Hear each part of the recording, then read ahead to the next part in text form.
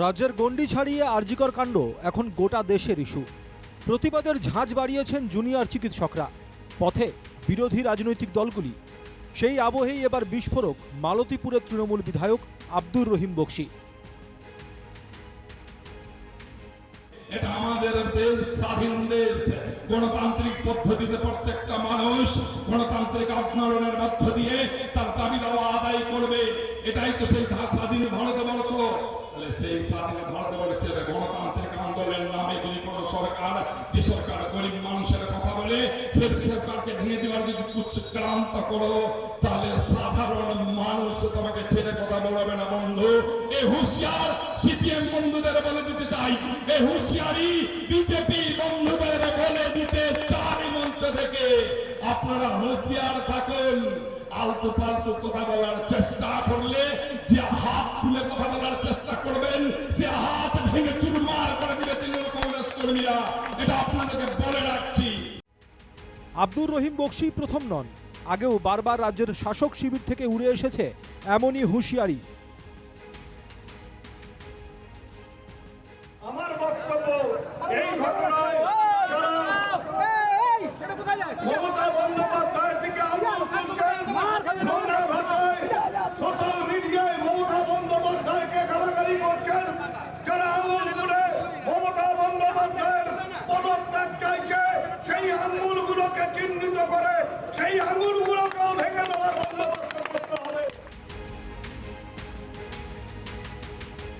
জনগণের আশীর্বাদ নিয়ে, জনগণের ভালোবাসা নিয়ে তিনি তৃতীয়বারের মতো বাংলার মুখ্যমন্ত্রী হয়েছেন।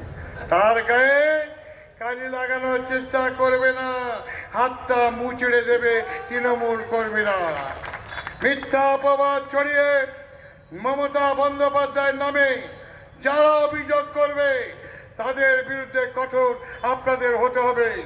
আমরা এতদিন বলিনি, এবার বলতে বাধ্য হচ্ছি। যারা মিথ্যা অপপ্রচার করে বাংলার নেত্রীর নামে, বাংলার সরকারের নামে, তৃণমূল কংগ্রেসের নামে কুৎসা রটনা করবে, তাদের কিন্তু আর রেহাই নয়, আর রবীন্দ্রসঙ্গীত বাজবে না। আব্দুর রহিম বক্সীর হুঁশিয়ারির পাল্টা সুর চড়িয়েছেন বিরোধীরা। রহিম বক্সীর কথাবার্তা তো আমরা জানি, ও একই রকম ভাষা, হাত কেটে নেব, পা কেটে নেব বলে আসে। এই কথাতে আমরা অবাক হই না। রহিম বক্সীর কথার জবাব দিতে আমাদের ঘৃণাবোধ হয় এই কারণে যে ওই লোকটা তো উত্থান হচ্ছে বামপন্থীদের সঙ্গে থেকে আজকে বামপন্থীদের ও হাত পা কেটে নেবে।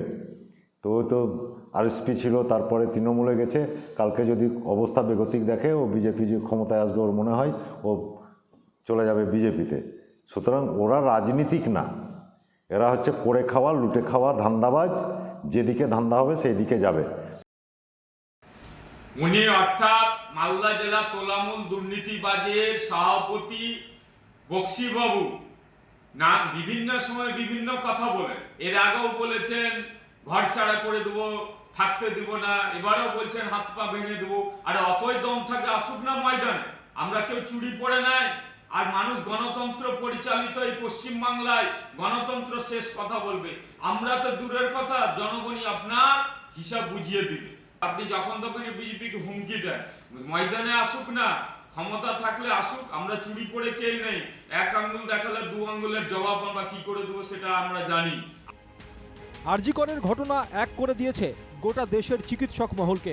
প্রতিবাদ চলছে সমাজের সব স্তরে, তবুও থামছে না রাজনীতি। মালদা থেকে সুমিত ঘোষের রিপোর্ট, NKTV বাংলা।